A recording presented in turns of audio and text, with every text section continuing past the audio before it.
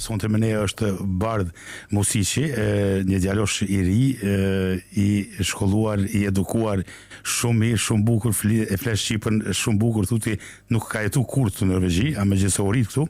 Edhe kënaqësia më e madhe pra që Bardh është advokat në një kompani shumë të madhe në Norvegji, BDU advokatet, do me thonë ata i kanë të gjitha advokatet në gjitha reportet ndryshme, në landë ndryshme, edhe cilë landë ka Bardhi, a i sonde nga të regon vetë, ju të gjojnë me vëmendje se me siguri se dikujna i flenë vesh, edhe normal që Bardhi del në ndim pasta juve mirë, po si gjithmonë musafiri kër është për herë parë në studio, ne kemi dëshirë me ditë pak për musafirin, kush është, çka është, pri kajt vjen, prej ardhen, familja e kështu me radhë, duke thonë mirë mamën edhe mirë se erdhe. Faleminderit, mirë si u gjeta. Kam emrin Bardh Musiqi dhe jam lindur në Oslo në fakt, por prindrit i kam nga Vushtria dhe Prishtina. Jam lindur në 98-ën, me sa e di unë, prindrit më kanë ardhur në 91-ën.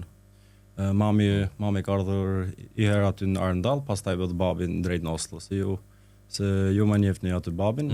Dhe unë thjesht këtu jam i rritur në Holmli, dhe si më thanë që jetën e thjesht e kemi pas si edhe kjo që në realitet ta vazhdosh një jetë të shkollimit tënd superior në atë aspektin e drejtësisë, juridikut, se ka të bëjë këtë kjo më punë e jotja tani që jeni avokat, ka rrjedhë nga ajo, ose e ke dashur ndoshta drejtësinë këtë më shumë, apo diçka. Se në fakt isha aty në Lambështet, se në shkollën mesme kanë kryer aty në Lambështet, dhe me morën aty pyetje për çfarë arsye zgjodha juridikun. Juridiku për mua është thjesht një deg ku ki mundësi me punu me gjitha gjëra tjera. Për shembull, unë punoj me shumë kompani ndryshme, nga kompani gjigante, nga kompani deri në kompani të vogla, që mirë me lande ndryshme. Mu thjesht mu ka dok interesant juridiku se nuk dija me zgjedh një deg saksisht edhe mu përcaktu dhe mu qik atë. Për atë arsye thosha, okay, do mësoj tash ka pak nga gjithat. Për mua është, do të thënë që juridiku është thjesht edhe një pasqyrje për gjithë botën, edhe që mund të më përdor për gjithçka. Ajo është arsyeja, besoj që arsyeja kryesore pse e zgjodha. Plus si isha edhe shumë mjaft në matematikë. Po kjo është ajo e vërteta, do të thonë edhe që thonë e tregon sinqeritetin edhe që kjo është ajo krejt që kërkohet edhe në fund arrin edhe suksesin. Vetëm një pyetje, pak si në shaka, po edhe shumica e raste mendohet, që ne jemi shqiptar. Advokat fitojnë shumë. Tash duhet të kesh kujdes e lekt. Apo nuk është kjo realitet, vetëm se është e folur. Jo, në fillimisht tash me gjithë dëshirë normalisht kisha pasur matematika, kështu që siguria matematikën vetës. Jo, po përgjithësi nuk pagumi keq, po fillimisht nuk janë edhe pagat shumë të larta me krahasu me puna tjera, me gjithat që kanë ndoshta shkollat e njëjta, edhe njerëz për shembull kam shok që në elektricist që kanë pagën sa unë ose edhe më të lartë, se thjesht kjo është nga fillimi. Pastaj normalisht nëse ceki veten aty e marr vanin tim, kam punuar në do firma që ku mirë në rroga deri dikon 25-30 milion krona, po ne jemi aq larg asaj pike që s'mund as me bisedu. Po ne ata kanë edhe 70 vjet, edhe ka 70 vjet kanë ata, kështu që 50 vjet kanë eksperiencë të punës. Ka dalë vjen edhe Bardhi aty. Bardh tregona pak ti punon në firmë të madhe BDU, do të thonë BDU Norge, ku ka shumë advokatë në lande të ndryshme. Tregona pak për BDU, kush është? BDU në fakt është një shtëpi konsulentave, nëse keni dëgjuar për Deloitte dhe për Ernst & Young, është një firmë si kjo, ku kemi kontabilista, auditor dhe avokata. Tani në fakt kemi shitur pjesën e kontabilitetit dhe jemi dikon afër 2000 punëtorë në krejt Norvegjin. BDU-ja si fraksion, kemi filiale në çdo shtet, 167 shtete në botë, edhe në Prishtinë, kemi në Tiranë, kemi në Shkup. Kemi edhe në Sarajevo, qofse vjen dikuj atje. Tash nga ana avokatav, jemi 110 avokata në Norvegji dhe në fakt specializohemi në tatim. Aty me dega tatimore edhe me rekonstruksion e kompanive. Unë punoj aty në departamentin e falimentimeve dhe rindërtimeve të kompanive. Kjo është në fakt një departament i ri ku Ku tash shefi im, ai ka punuar në një firmë që quhet Dela Piper. Aty ka qenë 20 vjet, ishte managing partner. Dela Piper është firma e dytë më e madhe në botë, të avokatëve. Edhe kur ja filloi ai ato mbedu, më pyeti. Më pyeti thjesht, "Ok, a do të aplikosh këto?" Aplikova, atë mora. Tash me unë personalisht çka mirëna, unë mirë me falimentimet. Si thonë anglisht bread and butter. Atë konkysh. Po. Zakonisht kur falimenton një kompani, gjykatësa ka për detyrë me marrë një avokat dhe si që administron krejt kompaninë dhe krejt ardhat edhe pagesat që janë bë. Pas 6 javë, zakonisht kemi për detyrë mi dërgu, mi jep një orientim atë gjykatës edhe me këshyr a kemi mundësi ja me ringjall këtë kompani ose a duhet thjesht me shly kompaninë. Do shumë rrallë raste janë, qofse i fut aty në falimentim, rrugën e falimentimet, ka shumë pak raste që ringjallesh, po unë për veti kam pas 2-3 raste ku kemi pas mundësi aty me ringjallu, sepse edhe që do të tregoj pastaj, janë donjëherë s'ka dhe arsyetim pse me falimentu kompanit, po vjen nga gabimet formale pri pronarëve. Dhe pastaj kemi edhe rekonstruksione. Rekonstruksionet janë kur nuk je falimentuar, kur nuk ka deklaruar jashtë shteti, ose dikush tjetër, ndaj kreditor tjetër, nëse të kanë deklaruar ata insolvent për të tjerë që se din çfarë do të thonë që nëse i merr ti krejt ardhat, edhe krejt borxhet që ai ki, edhe i përmbledh bashk, nëse nuk del në plus, atëherë teknikisht je insolvent. Pastaj duhet edhe me këshyr a je insuficient. Insuficient thjesht i bie që okay. Që për një kohë të shkurt, kënë varet nga kompania dhe nga borxhet që ai ki, për një kohë të shkurt, nëse nuk ki mundësi me mbledh lekët për me pagu një pjesë borxhit për me dal plus, atëherë je teknikisht je për me falimentu. Je aty për konkurs. Atëherë krejt çështjet që nënët janë përfshirë edhe mundesh me falimentu. Rreth falimentimit, neve kemi kompani mvartash, mund të jesh kompani e madhe, mund të jesh kompani e vogël, mund të jesh edhe një person me një kompani që vjen te ajo ditë e kopshme, ajo ditë e zeshit, duhesh ta paraqesh falimentimin. Si ndodhin këto sene, për shembull, ndodhin më shumë këto shtetet e perëndimit, sigurisht është Norvegji edhe mundësitë janë ndoshta për t'ja fal pak nga borxhet e shtetit me ndihmën e avokatit apo ndihmën e ekspertëve në këtë lëmi. Jo, sipas eksperiencës time, zakonisht falimentojnë kompanit kur s'ka të tatën, i deklaron insolvent. Arsyeja është zakonisht TVSH-ja nuk paguhet. E shohim ne që kompanit që nuk kanë të ardhma të mëdha, e kanë për detyrë të kështu ashtu mi pagu tatimet. Po tatimet pastaj ngrumbullohen dhe rentat, interesa normalisht të rritet. E kur rritet edhe interesa, nuk kanë shumica kanë shumë problem të pastaj mu rikthy atë pozicionin që në zero. Kjo është arsye më e madhe që shohim ne, të tatimet të TVSH-ja.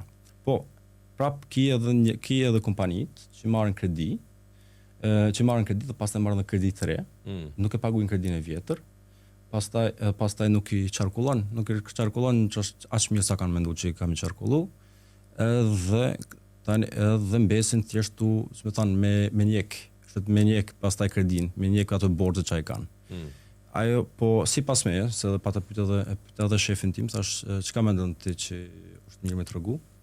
Ai përdor një thënie që thuhet organizisa kënsina. Që për të tjerë thjesht i bën që duhet me kanë organizuar. Unë e shoh me shumë kompani të vogla, fillimtar që janë, që nuk shpenzojnë lek në kontabilista të mirë, në auditor. Për avokatët zakonisht varet çfarë të vijnë normalisht, po përgjithësi kontabilisti, ne shohim që bëjnë gabime nuk i dorëzojnë për shembull po revidimin, nuk i dorëzojnë, nuk i dokumentojnë korrekt, i dorëzojnë pastaj ndoshta shumë vonë, e nëse i dorëzon vonë merr job. Pastaj kur merr jobën, joba rritet dhe ashtu ja fillon. Tash sipas neve, mas më rëndësisht është thjesht që duhet me kanë organizuar, duhet me ditë gjëra formale. Qofse ka mundësi, kemi parë shumë ide të bukura, shumë gjëra që jo unë thjesht besoj që qofse i shkan dikush tjetër që i kish udhëheq, kish shku shumë mirë. Duhet qofse ti nuk e ki atë aftësinë për formalitete, për më mirë me skatetatën, për më mirë me gjëra formale, shumë mirë me investu dikon tjetër që mund me kanë gjithkush. Ato t'jenë patjetër kompanitë që regjistrohen në shtet këtu AS, t'jenë domethënë shoqëri aksionare, apo mund t'jetë edhe vetë pa falimentime? Po falimentim. Jo, gjithkush mund të falimentu, që janë kompani personale, dhe ata zakonisht shumë që falimentojnë. Problemi edhe diferenca është që kur falimenton enke, falimenton dhe personi, se nuk ndahet borxhi i personit dhe borxhi i kompanisë. Tash janë disa rrezike, janë edhe disa gjëra që janë pozitive me pas në janë. Kënë varet nga ambicjet që i ki, kënë varet edhe nga lloji biznesi që do me bë. Po në fakt sot done i dorëzova 2 orientime të gjykatës për që ishin dy falimentime personale, sipas enkut. Dhe që është negative, është që dhe unë pas të kryj punën time, ti prapi i falimentum, prapi ki borxhet të njekin të rjetës. Dërsa të kompanit AS që u bën, ose këj edhe ASA dhe gjitha DEA edhe plot lloj tjera, aty mune me thanë që teknikisht, ligjërisht nuk shihet borxhi, po me që AS është një person juridik, një person i vetvetes, borxhi do mbet me vdekjen e AS-it. Tash teknikisht për atë arsye themi që nuk met ndaj borxh, nuk i met ndaj borxh pronarit aty. Që nuk është krejt e korrekt, sepse janë raste ku monet edhe pronari personalisht aty me disa të borxheve të kompanisë. Po ato janë raste të ralla, po janë dhe raste ku shohimi ne që ka bërë pronari shumë dëm kundër kompanisë. Do me thonë, ju punoni në mas shumë të kompanijave, por që mora vesh edhe personale, do me thonë privat. Po, kemi edhe ashtu. Edhe për shembull nëse njeri shkon në konkurs privat, pa firmë, pa kur gjë, atëherë ju jeni ata që e këshyrin për shembull Londën, a do të shkonaj në falimentim? Jelësorning, apo? Aty më varet se të marrë një shembull, qofse kështë falimentu ti personalisht, ti kështë marrë një administrator, një bustyrer, kështë marrë, që ta kështë dhanë gjykatësa. Po tash, aje ka për detyrë, ne jemi bustyrer, aje ka për detyrë që është mi këshyr krejt ardhnat që ke pas, mi mbledh, mi grumbullu edhe borxhet, edhe mi jep një orientim gjykatës. Po, kemi pas një rast, ku në fakt e kemi fitu atë në Borgarting Lagmansret, ku ishte dikur që ka falimentu aty nga ana personale, po kish bo një gabim sipas neve, ne mendojmë që ka bo gabim skatetatën kur e kanë falimentu ata, sepse thjesht procedurat nuk i kishin marrë ose nuk i kishin përcjell korrekt. Në atë rast, ai ka pas një administrator për vetvetin, po neve na kanë marrë si avokata. Tha, që është probleme normalisht, kur je i falimentum, edhe të vynë avokati, është si pagun. Po, ka pas ndihmë aty për pagesat, se duhet i vynë edhe lek aty për mbijetesa, po për shumë kohë të shkurt, kemi pas shumë fat, në atë aspektin se që kemi gjetë dokumentet të duhur, ka qenë edhe ky një klient, që të një klient i nalt, në atë aspektin që ka ditë eksakt, këto pjesa do të bëjnë dokumentu. Mbrana 2-3 muajve, e hekën falimentimin. Po zakonisht nuk ndodh kjo.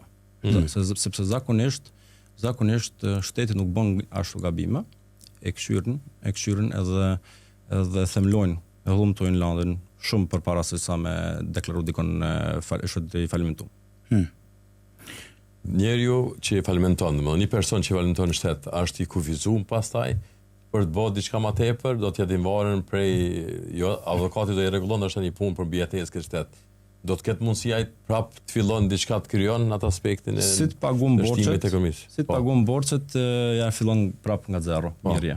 Ki mundësi edhe me bojnë me më futa të njëllësorning që përmendet ti, ne shohim që përveç shoh se e ke borxhin aq të madh, që shohim që për kohë të shkurt ke mundësi me dal nga borxhi, nuk e bëjmë sepse ke drejt vetëm një herë në jetë me bo ata nga shteti. Tash po përgjithësi ki drejt me pas aksia, ASA zakonisht, pastaj ki drejt edhe më mirë aty me kompanitë, po thjesht I falimtu si person. Do të thonë që prioritetin e borxheve duhet m'ia pagu aty me që e ke borxh. Që e ke borxh një herë, po. Ajo është negativa.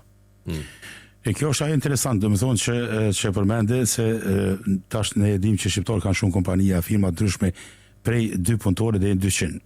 Ndryshme, nivele ndryshme edhe në kategoria ndryshme. Edhe shumë është interesant se çysh vjen puna deri te falimentimi, që e tha ti TVSH-n ose nuk I kanë paguar ato kreditet aso. Çysh është e mundshme për shembull si kompani ti skiçare pa I dorëzu te kontabilisti edhe kontabilisti te shteti për shembull informatat edhe ato që I kiti si kompani. Qysh vjen puna deri te falimentimi që ato s'po më hin kry kur e kini kontabilist për shembull, edhe I punon ato edhe ai dorëzon. Tash a mundet me bë gabimin kontabilisti apo dikush e bën vet kontabilizmin? Zakonisht kompanitë e vogla e bën thjesht I marrin këto triple tax-at, e Visma Accounting edhe këto fafikin faqet e vetvetes. Ndonjëherë shumë që ja provojnë me kry punën kontabilistët vet për me kursyz di sa të kushton një kontabilist I thjesht, po tojna 20-30 mikron vjet. Edhe po ka dhe raste se ku kontabilisti nuk I merr dokumentet dur, që kontabilisti nuk mund me kry punën e vet ç'është duhet, se ai normalisht nuk mund me shku deri te zyra kontabilistin nëse keni një kontabilist jashtëm, edhe me marr me zor dokumentet. Ai aty është një bashkëpunim. Është një bashkëpunim ti si pronar ose si asamblam I bordit ose si CEO atë e keni detyrë për kompaninë, edhe ti duhet me ditë me bashkëpunu me auditorin apo me kontabilistin që I ki. Tash kompanitë e vogla deri në 7 milion nuk kanë nevojë me pas një auditor. Qofse ki qarkullim mbi 7 milion krona, kjo shumë do të ndrohet çdo vit se hyp sipas GS që janë, atëri I detyrum me pas një auditor. Çka kemi parë disa raste është që kur harrojnë kompanitë që qarkullojnë se kanë prit me qarkullu mbi 7 milion. Edhe pastaj harrojnë me marrë një auditor. Kur harron të me marrë një auditor, shteti thotë që okay, ti nuk je duke I shfrytzuar rolet e nevojshme sipas ligjit, dhe ata vet të falimentojnë. A nuk I dërgojnë një herë auditorium vetin shteti? Po, e kanë 6 javë, zakonisht që një rast që kemi pas aty, zakonisht japin një muaj deri në 6 javë, po të vjen një mesazh në Altin ose në Berek, dhe pastaj nëse nuk e kryen atë punën, nuk e merr një shans të re. Ata pa të dorëzuar në dokument kanë mundësi me hap falimentimin. Këto ndodhin se tash kjo është jo organizimi I pronarëve. Tash këtu të mëdhaja, të kompanitë të mëdhaja, aty është zakonisht është te kredia, se zakonisht I kanë gjithat mirë, do të thonë I kanë organizimin e mirë, po rritet borxhi ose e shohim këto ndërmetarisë, se para 2 vite kemi menduar që 30% më shumë ka me pas në falimentime të kompanitë ndërmetarisë.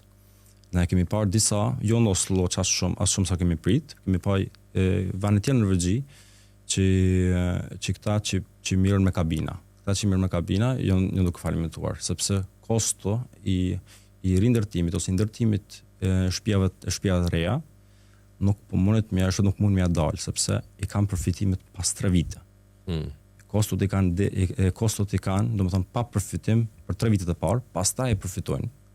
Po nëse nuk mund të bie këtu 3 vite, ai s'ka kur falidhin nëse kanë auditor, na kanë edhe avokatin, na kanë kontabilistin. Pika është thjesht që nuk mund me përballu borxhet brenda këtij periudhe. Çfarë? Po mirë, tash për shembull më kthy prapë ajo pse duhet me pas kontabilistin, e të njëjtën kohë pse me kontaktu edhe bardhin. Qa është ajo që njerëz nuk e kuptojnë, që faktikisht duhet me pas, që mos marr deri te falimentimi, për shembull. Se ndoshta dikush na edhe se kupton. Zakonisht, se varet edhe nëse person, nëse një person privat, nuk e di me fillu se nuk vjen pa keq, normalisht edhe vjen pa keq me thon, po se me që jemi edhe kompani shumë e madhe, nuk marrim edhe çdo lloj lande. Sepse thjesht neve na kushton edhe kohë, thjesht me marr çdo lloj lande, nëse varet e kemi thjesht një thuajse si një minimum nëse është interesant për neve apo nëse shohim nëse kemi kompetencën për atë pikë lande. Unë zakonisht nëse shoh që se kemi kompetencën, unë e sugjeroj një avokat tjetër që e njoh, që di që është specializuar me atë pjesë. Po, për këto gjërat nëse je kompani ose ki prona dhe jenë atë lidhjen e dopt ku me mendon që ka mundësi që i kemi falimentu, atëherë çfarë mundem me mendimune është ne kemi mundësi me ndërhy atë thjesht me rinegociu për shembull me kreditorët. Kjo është një pjesë që bëjmë. Mujme me fillu rekonstruksioni është ligjor dhe rekonstruksionit jo ligjor. Ndryshimi aty është që ligjor kushton 300.000 krona thjesht me fillu seancën, pastaj duhet të shkojë te gjykatësa, pastaj vjen një administrator. Po ndërsa jo ligjor, aty është thjesht si mirësh vesh me kreditorët.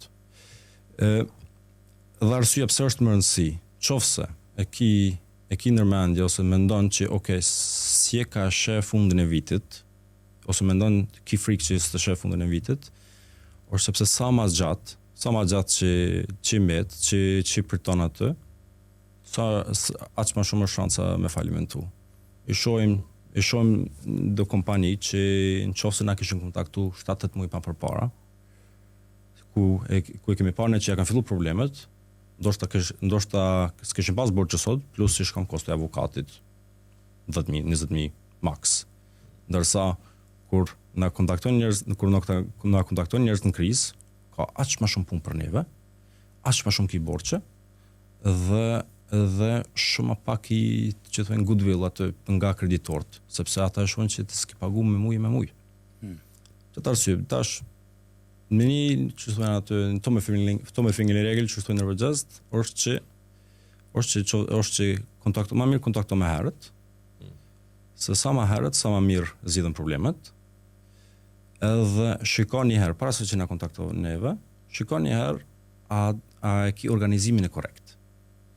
A kiti probleme me vetës thjesht mi majt këto friset që i ki ato nga shteti, friset që i ki nga kreditorët, qofse është ajo, qofse aty ja fillon probleme aty, atër edhe me të një muna, ka mundësi që ti prap mas një vite, mas 2 vite, apet në mbetës ashtu. Atër, du të menu, ndoshta më vjen dikush që mund me organizu kompaninë time shumë më mirë edhe me mbajt organizimin.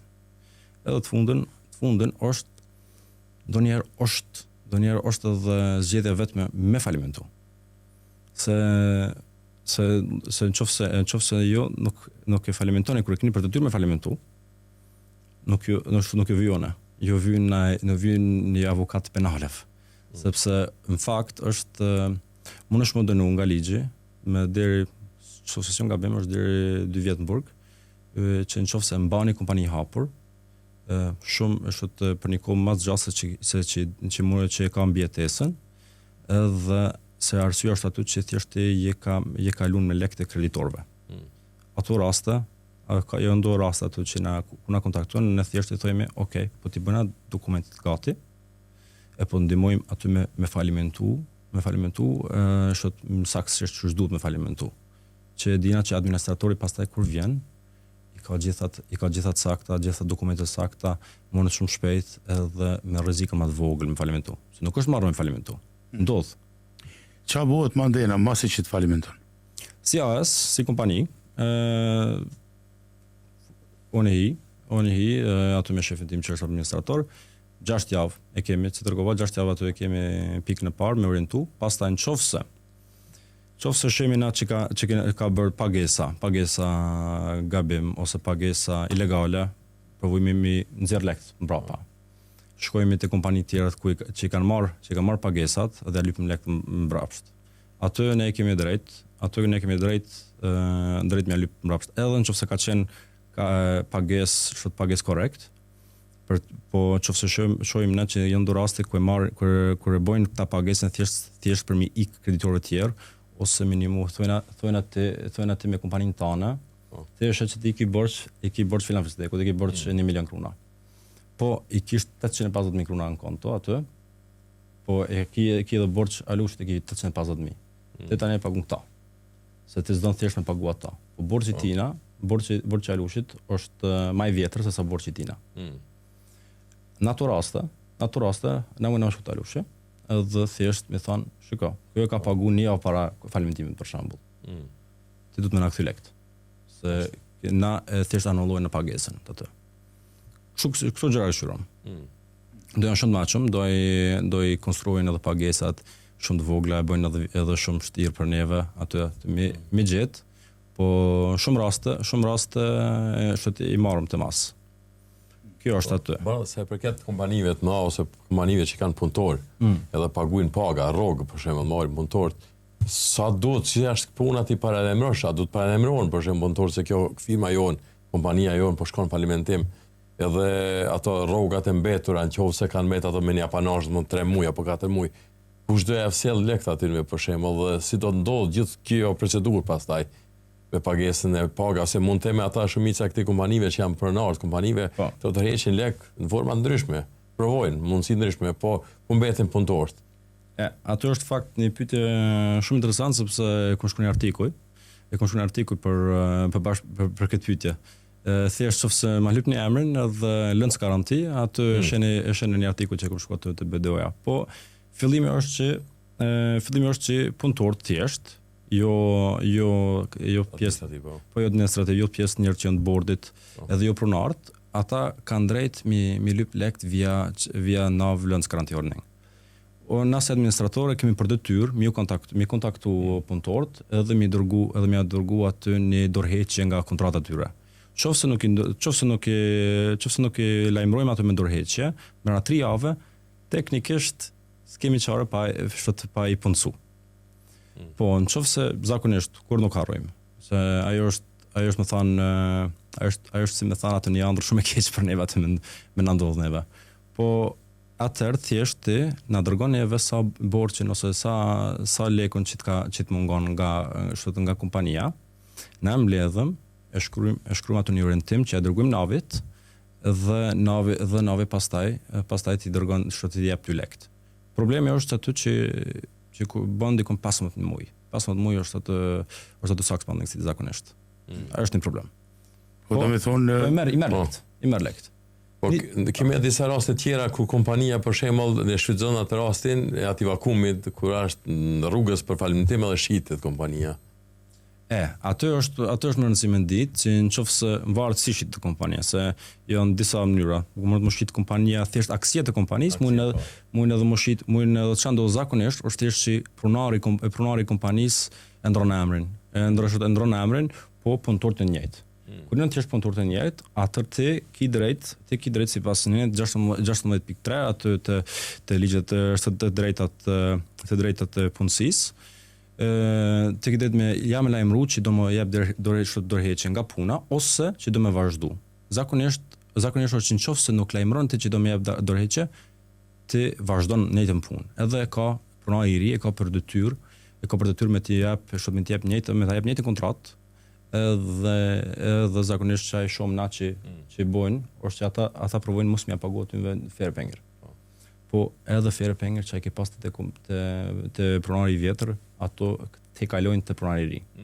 Tash problemi është që zakonisht njerëzit nuk i dinë drejtat e veta, edhe nuk i flasin. Ashtu mendojnë se gjithçka ka mbaruar në kompaninë më hershme. Ashtu, po ki drejta. Po nëse kemi një kompani këtu në Norvegji, kemi regjistruar, kemi punuar disa vite edhe tash provojnë të fuzionohemi, të bashkohemi me një fabrikë tjetër në Danimark apo në Gjermani. Po. Edhe po e shohim që nuk po shkon. edhe duhet të themën e prepa, mund ta çojmë falimentimin e kompaninë tonë që ju kemi bashkuar një kompani tjetër jashtë Norvegjisë. Do të thonë edhe të themi prapë Norvegjinë të fillojmë një firmë kompani tjetër. E sa vite është se duket ka një lloj kohe të caktuar se sa vite mund të jesh edhe atëre po shkoj mund zhndahesh. Ti po flet për fuzionim? Po fuzionim po, të kompanive. Aty është një kohë, kjo janë të degat që mirë me tatime dhe që mirë me kompanitë na. Po aty thjesht i ki janë do mujt thjesht sa e fillon fuzioni. Po përderisa s'ka përfunduar fuzioni janë dy entitete ndryshme. Ti tash nëse kuptova pyetjen korrekt, atëherë thjesht që e shet që fuzioni nuk ka funksionon. E pastaj nëse do me falimentu. Se ne kishim një rast të atill ku e shtymë me zor për 5 vite, se ishte koha 5 vite, para 5 vite nuk mund të ndahesh, e kupton. Ajo që vart atëherë edhe nga kontrata, apo kontrata, po kontrata. Ashtu. Atë është problemi. Po qoftë përderisa nuk u bë fuzionimi, atëherë nuk e shoh, edhe nëse prishet kontrata, atëherë nuk e shoh pse nuk mundesh me falimentu.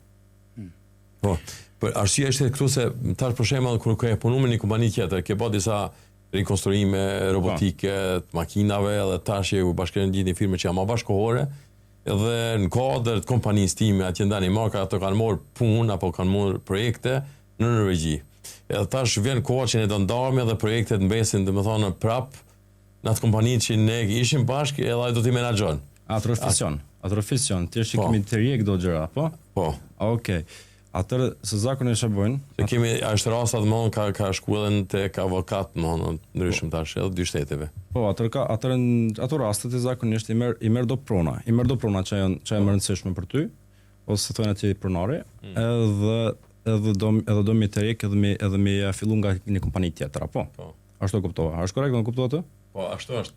Ne kemi bërë, po ja tash me ndonjë shteti që duhet konfiskohet diçka këtu.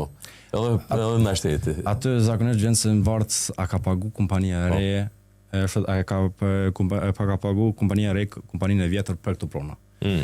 Shohim ndonjëherë që se kompania e re ka ndo prona, por kur vjen puna tek ligji aty shifet se ato nuk kanë pagu mirë, nuk kanë regjistruar mirë si duhet ashtu. Po, na çaj shumë, që është edhe një gjë shumë e rëndësishme, është që shumë njerëz nuk kuptojnë diferencën me personin juridik dhe personin privat.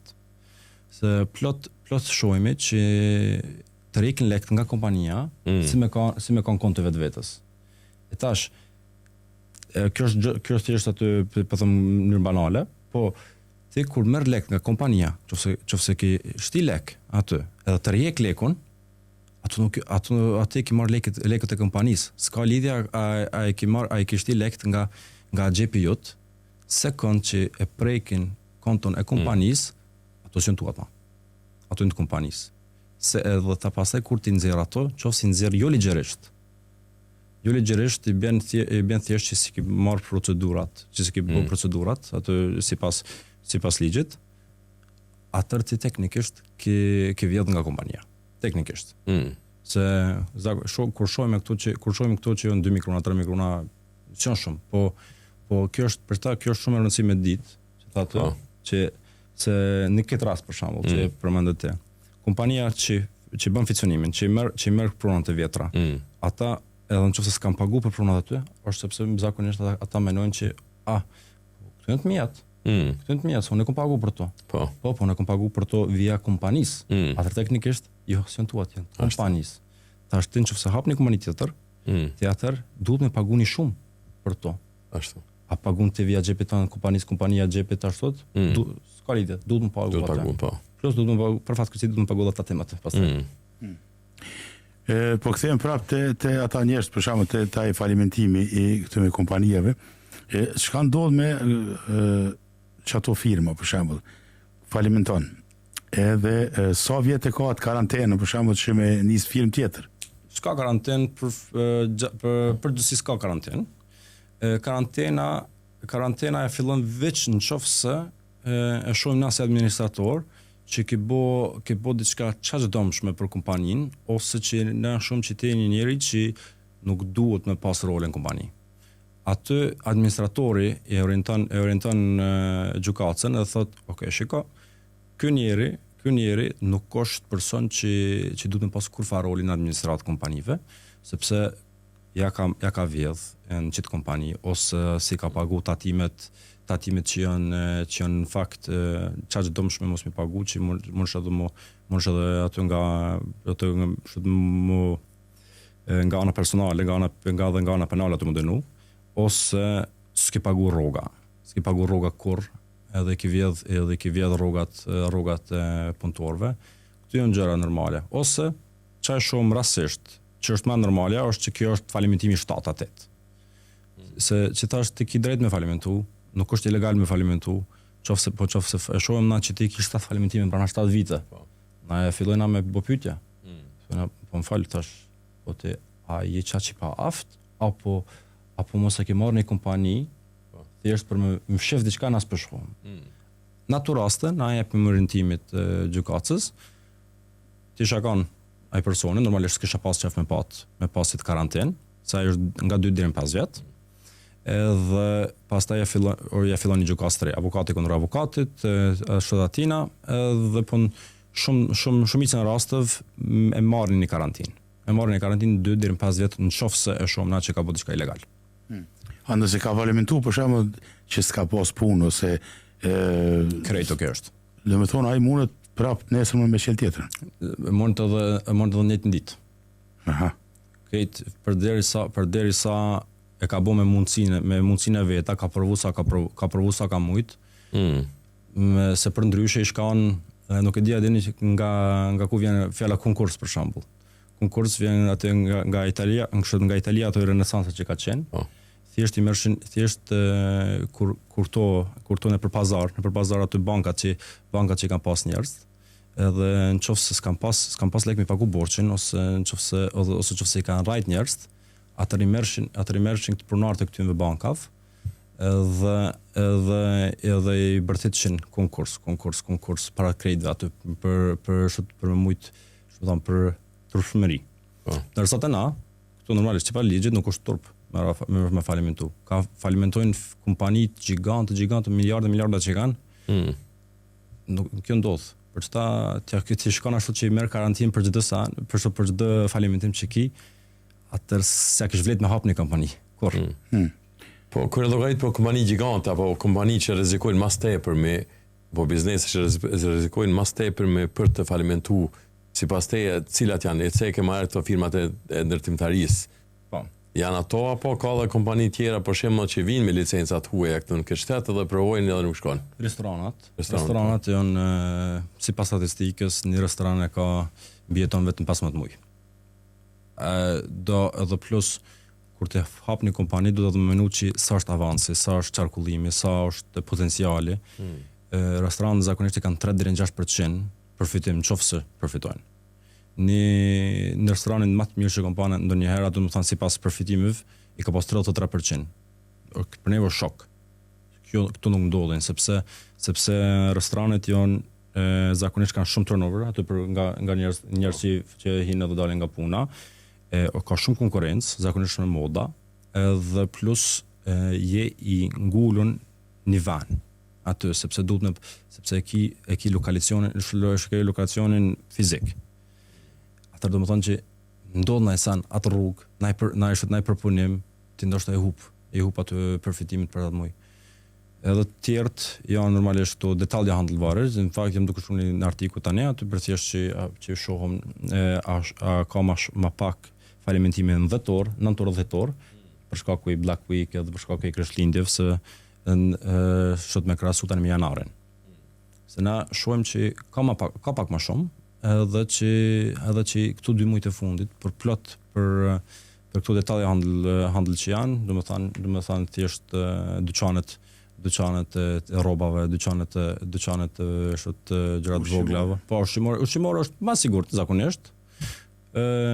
Përgjithsisht sepse gjithkusht duhet të hangër. Në ushqimet esenciale ashtu. Pak më rrezikosht nëse një dyqan ushqimor aty lokale, normalisht se zakonisht edhe marrë si jokerë këto nëse jokerë lokal në arbutiken e kështu. Ai në arbutiken unë aty në Holmli, ai në arbutiken që është na, nuk ti kanë ndru pronarët 4 herë për më 4 vite, sepse nuk po shkon çash mirë. Dhe për këto të mëdhaja që janë rrezik gjigante, normalisht e mbani me Flir, për shembull, që ka falimentu. Unë ka pëlqyer shumë Flir, si konsumor, ka qenë kompani fantastik. Po ato shipping edhe këto gjërat që janë gjigante ku vjen shumë kredi, ku vjen shumë lek, edhe që duhet më fillu më një herë, më bëj lek më një herë në sekond, edhe ata 3 vitet e parë kanë shumë rrezik. Gjërat që s'kan rrezik shumë të mëdha, është këta që grosista për shembull, nëse ka një përfitim, hajde të thëna e keni kompani 10 milion që i bën çarkullon vjet, e ki përfitimin 3-4 milion, ajo është shumë për në fakt, po bot një pyetje, tani duhet më bëj një pyetje vetë. Okej, a përfiton ti me ekspandu që kompani? Për shembull, pse do kiqef me çarkullu 30 milion, thëna në vitin tjetër. Po nëse ti në plus del më pak sepse ki më shumë shpenzime, sepse blen më shumë gjëra të mbrana, ato përvar lager, atë ndoshta edhe sa vlen. E shoh ata, na thonë i thrasën Vox Smarter. Vox Smarter ku provojnë për kompani të mos gjenu çashtu. Këtu i shoh këtu kemi pa për shembull me këta restorane që do të bëjnë franchise, që do të bëjnë me franchizu normalisht, zakonisht. Bishleti ka bërë shumë mirë. Ato për shumë janë gjithë anë, po zakonisht nuk mund e kanë një problem atë, se s'kanë si më çkep. S'kanë si më çkep atë pronart. S'kanë gjëra në kontroll. Kjo është shumë interesant për shembull mësu, sidomos për ata që kanë firma, është shumë me rëndësi me dëgju me vëmendje, sepse janë dosane që ndoshta i flan vesh dikujt që se ka një ndonjëherë ose se ka ditë që është puna, se ka njëri për shembull që e ha firmën nështë shkon një vjet 2 edhe i nalet edhe vjen puna dhe të falimentimi edhe për dikon është shok. Në dim se është tash sidomos natë që jemi orë prej balkonit atje, për neve falimentimi është do me thonë i hupa krejt, rash për toke, u kry, nuk është do me thonë qaq e keqa ajo, se nuk po të vjet ka shteti, me ti marë ty senet në shpi edhe me të lonë jashtë në rrugë, ko ka një siguri, do me thonë është një siguri prej shtetit që atëmve që kreditorëve fshihen ato prej atëmve falimentimeve. Qoftë është AS kompani edhe si kompani po, qoftë është falimentim personale, atër thjesht ki drejt me majt një pjesë të rrugës të mujt. Edhe tjerat pjesë shkojnë thjesht e kreditorët. Limiti është dikon afër 11 mikrona, që se aty e kalon limiti shteti, që ka thonë që një i rritë. Edhe plus që se ki bane bidrag, aty kënë varet nga individi. Dhe si pas me 11 mikrona, asë gjë aty për me bjetu në Norvegjisë. Po ashtu e kanon. Ato e kanon tash. Po do me thonë nuk met në rrugë, nuk jenë shumë shtire kemi me në rrugë. Shumë shtire kemi me në rrugë. Çajo është që për shembull kur vjen puna te falimentimi, sepse pe thon këto që dhatë më mirë. Më mirë është me falimentu se me vazhdu edhe 2 vjet me marr kredita tjera e me sharu dhe më fell. Ti si person privat, normalisht nuk është kur mirë me falimentu, si person privat. Sepse e ki borxhin për derisa të pagun të mas. Po, nëse falimenton, atër ki një mundësi me lyp për jelësoning. Atër atë mundësi e ki.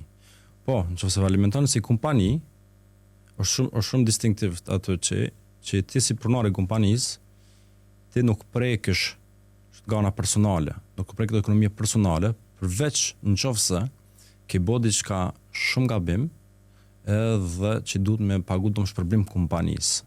Pa të nuk e dina deri masit ka falimentu. Edhe janë dos gjëra tjera që duhet që s'ki qarë pa i pagu, se ato mund tani ato me shtime pagu gjoba. Ajo është ato foshkyt strek. Foshkyt strek është janë tatimet që i pagun të ato për rrogat e punëtorëve. Qose nuk i pagun të ato si pronar, atër bordi edhe administrata, duhet me marrë një pjesë asaj mungesës, pagesës, edhe me pagu vetë. Ajo është një rast. Rasti tjetër, që është nga Scoutens Increving Central, për gjobat, sepse nuk i dërgu të dokumentet e auditimit ose kontabilistit me ko. Atër gjobën të e ki solidar ansvar. a pagun nga kompania, nga pagun nga bordi, statin Security Central se ka problem, po do i marrën lekt. Këto dy janë raste që në mas normale ku mundesh më djeg pak personalisht. Po përgjithësi s'ka ndonjë rrezik personale. Përveç nëse ke diçka të kas, ka bëm ke provu me shef najsa. Bara sa e përket kompanive që shkojnë në falimentim, janë të shumta këtu në Norvegji. Ndodh që për shembull keni disa landë mëra ditës apo javës që kur duhet të shirtoni sepse kanë falimentuar kompani këtu, kompani atje. Ne kemi në Oslo, thjesht vetëm në Oslo, dhe shkruaj sot aty në listën time, se ne jemi tre avokat filmektor që janë, edhe jemi dy administrator. Në Oslo plus e kemi edhe një në Stavanger, Sandnes atje, që është administrator, dhe ne që jemi të rritë ne punojmë për të tretë. Unë për veti, për momentin jam ka punoj me 18 falimentime, për momentin. Unë vetëm. Dhe besoj që edhe këto kolegët e mia i kanë njëjtin nivel, do më thonë që një kompani totalisht 3 administrator, do shta kemi 60 deri në 70 falimentime njëkohësisht që punojnë. Po varet edhe nga administratori. Qofse sa më madhe kompania, atër sa ma letër është mja jep, me ngarku administratorin edhe më jep ma shumë lant. Po përgjithësi, se para 2 vite në BDO e ka një analizë për falimentim në fakt, dhe për çdo lloj kompanisë janë ka falimentojnë. Na kena prit në fakt që kanë falimentuar shumë më shumë se sa kanë falimentuar pas koronës. Është gjë pozitive për shoqërinë, po është për mua, unë kam qenë punu më shumë, është pak. Po shohim edhe që ka plot kompani që i zhduft me falimentu, që po nga koronës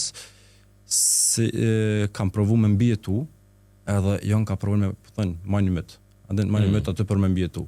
Po që i zhduft ndoshta me falimentu para 2-3 vite, po thjesht që kanë marrë ndonjë mbështetësi nga shtetin kohën e koronës, edhe kanë mujt me vazhdu të menzi. Po. Këto është. Dhe një pyetje tjetër, ti e cekën fillim programit se jeni kompani e zgjeruar gjithandej në shumë shtete të botës, plus në Ballkanin perëndimor apo në vendet tona prej ka vinë prej vendet të origjinës. Ke qenë Kosovë, ke punu nga Kosova, shë ndryshime për shembull në aspektin e regjistrimit, organizimit kompanive në krahasim me Norvegjit.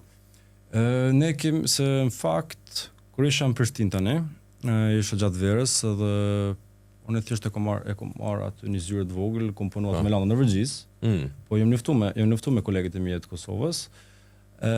Është një organizim që besoj që është pak më jo profesionale se sa Norvegjia, në atë aspektin thjesht që me veshje për shembull, gjatë verës veç partnerët ishin me këmisha, gjithë tjerët ishin me bluza normale, po më treguan thanë jo veç është vap.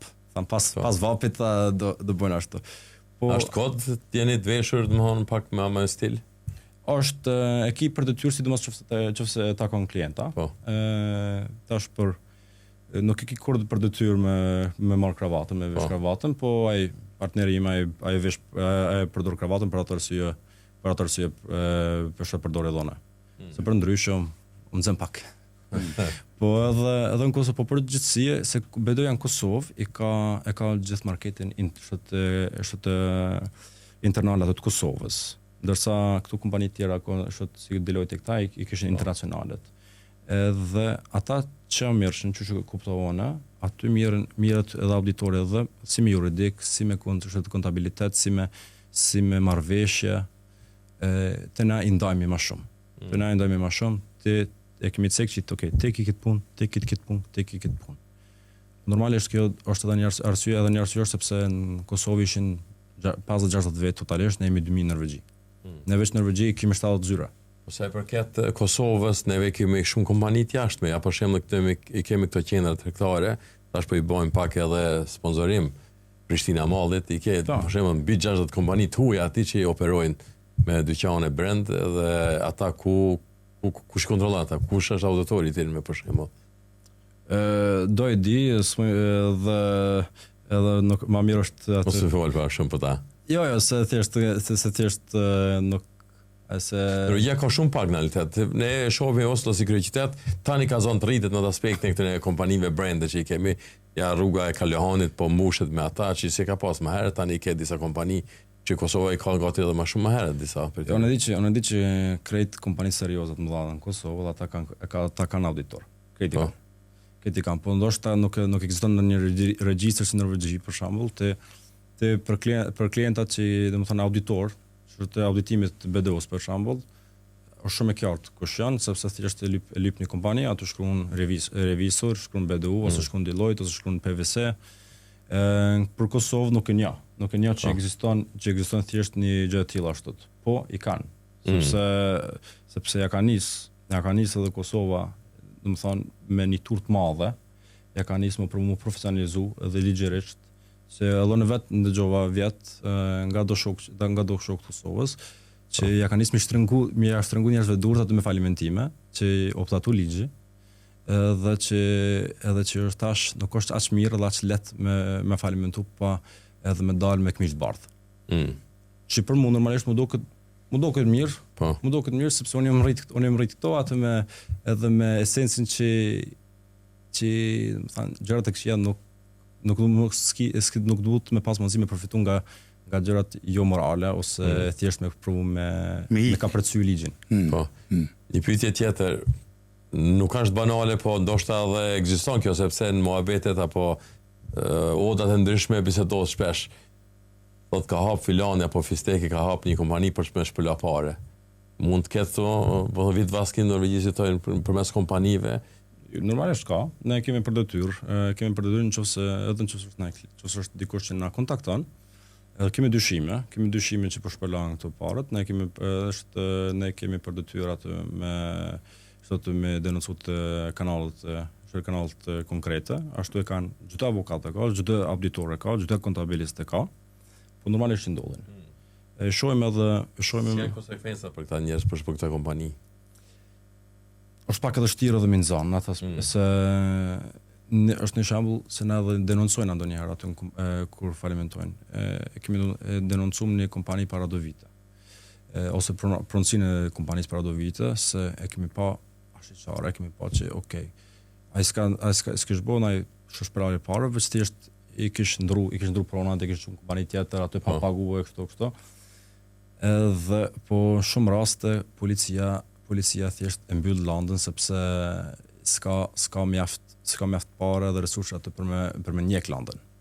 Tash domethënë që konsekvencat në realitet nuk janë çast mëdha. Po, e kemi pa një rast para 2 vite ku edhe një avokat u Himburg.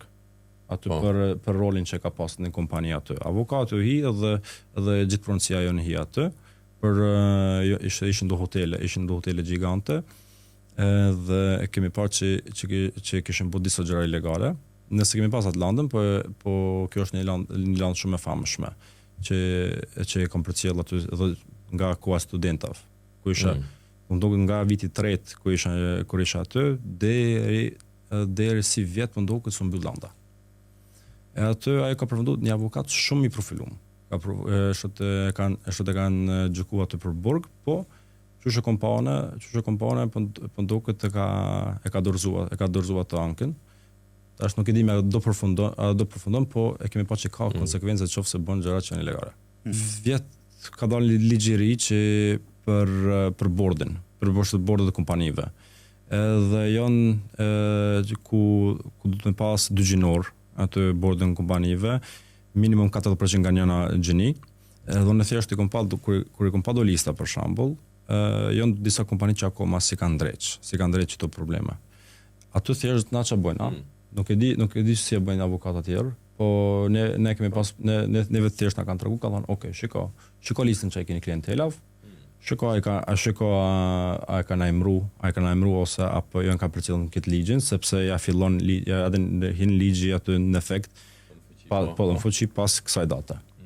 Edhe thjesht kemi marrë telefonin, kemi thonë, "Ok, shiko, ti ke qit problem, dvyn sa më shpejt atë me bëni takim bordit, edhe ju vjen me gjetë edhe një styrë letër për shkak që është femër ose që është mashkull për me përcjellje mirë." Çfarë ashtu?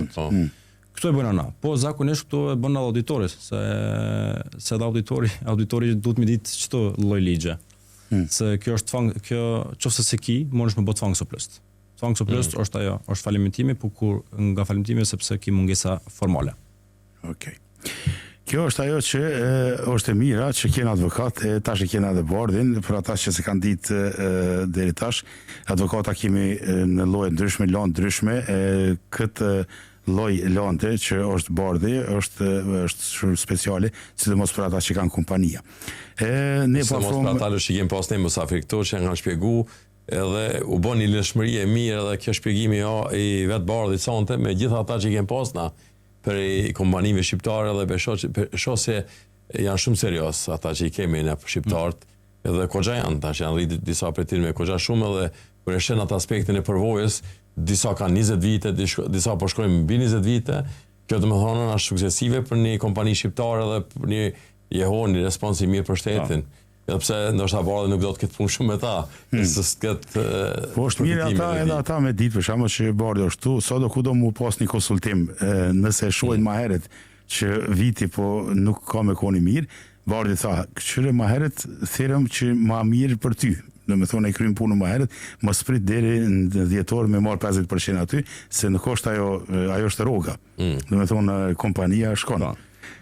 Çka bën një kompani më të mirë për shembull, nëse mund të jetë një kompani më e dalluar, kështu që ju mund ta merrni si shembull, edhe t'ja ofroni çdo secilit, po them ja, pa cek emra, është mirë të punoni këtë drejtim, bëni këtë punë apo të bëni atë punë. Po pyet për kompanive të avokatëve apo kompani normale? Jo, për kompani normale, ju që i keni për shembull klient. Që ka disa për shembull ju thotë edhe më herët. Do shta kemi do një rast shumë të vogël, ne jemi kompani e madhe edhe nuk ja vlen, do shta të mirë me ta gjojmë kohë me ta. Jo veç për neve, po edhe për ta, si për shembull, sot do mra me pyet një partner, për do pyetje që i kanë zakonisht edhe shqiptarët që janë për vizat, që janë për YDI kështu. Në atë kompetencë nuk e kemi. E pyeta partnerin, e pyeta një partner se kemi një departament që punojnë me expats. Për kompanitë që i bëjnë ata thjesht kryjnë dokumentet këtyre punëtorëve, po sa për kësi pyetje konkrete nuk i kryjnë.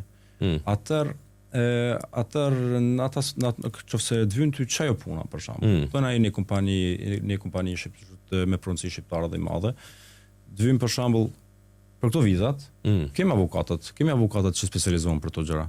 Shko ata për çet pjesë. Po, të vjen për shembull me marr kredi ose me rekonstruu kredin, ose me renegociu kredin që e ki, se përshë që kosto po rritët, atër më nështë me jep qatë pjesë, më nështë me jep kësaj avokatës, qatë pjesë më nështë me në thirë neve. Do është të vynë edhe për ndimtari. Atër tash që përmërëm e kemi armin me aj, për shambull, që është shumë në altë aty në Afkrypën, dhe a deri vonë ka qenë senër avokatat në Hovin, që janë ndër më të mirë në Norvegji për ndërmtari. E të vetë është pjekë, thjesht është mirë me ditë edhe emrat e gjitha avokatit edhe me ditë në cilën pjesë të vynë ty. S'kino me pas një hysë advokat si trasme, ne për gjithat. Se ne nuk i përcaktojmë, ne nuk për shembull nuk kemi për enterprise, nuk kemi specializu. Aty më kanë ndodhur disa herë që më kanë marrë njerëz dhe thjesht i kam dërguar punat e vjetra që kam pas. Semes Klyge, Deloitte ose Simons Vogvig aty i kam dërguar. Ata që i dinë këto emra i dinë këto emra. Si mund të atakojnë për shembull kompanitë tonë shqiptare apo ata që dojnë të hapin kompaninë të ardhmen për të konsultuar me bardha. Është një mundësi e mirë kjo që mund të konsultohen me ju ato të arrijnë qëllimin, që ta bëjnë një konsult para se të futen në kësaj pune, se kjo është dikush e zën shumë lehtë hin alltin e regjistron akuasht apo në biznesin e regjistron një kompani edhe gjitha shkojnë pastaj lehtë. Jo, po pa problem është kemi ndihmojmë edhe me këto gjëra, thjesht numrin e telefonit e kom aty në faqe zyrtare të kompanisë, aty Bardh Mosiçi se kam emrin, fut aty në Google dhe thjesht ma bëni telefonat. Por ashtu s'o problem. Po është edhe këtu në faqe, do të thonë veç që shkruan emrin mbi emrin edhe dalin gjitha informatat.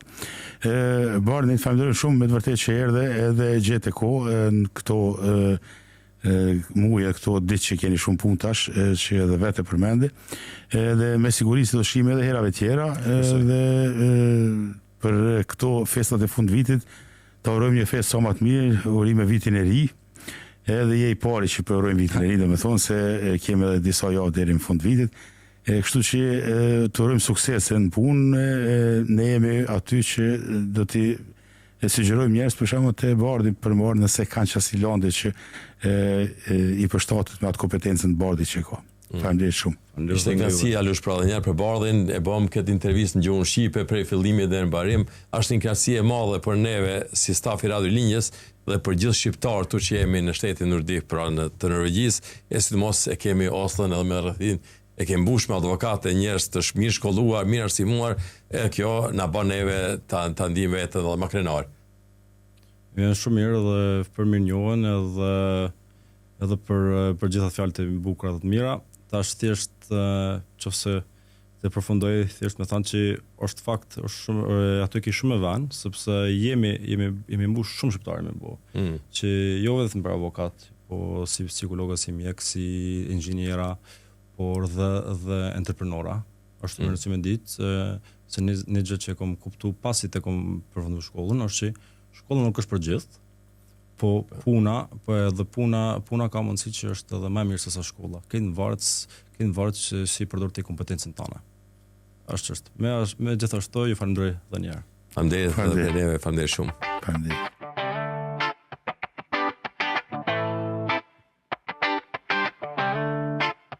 Në çdo hap, në çdo moment, Radio Rilindja është me ju. Një tingut, melodi, argëtim, sjellin emocione. Rilindja bashkon zemrat të çdo shqiptari.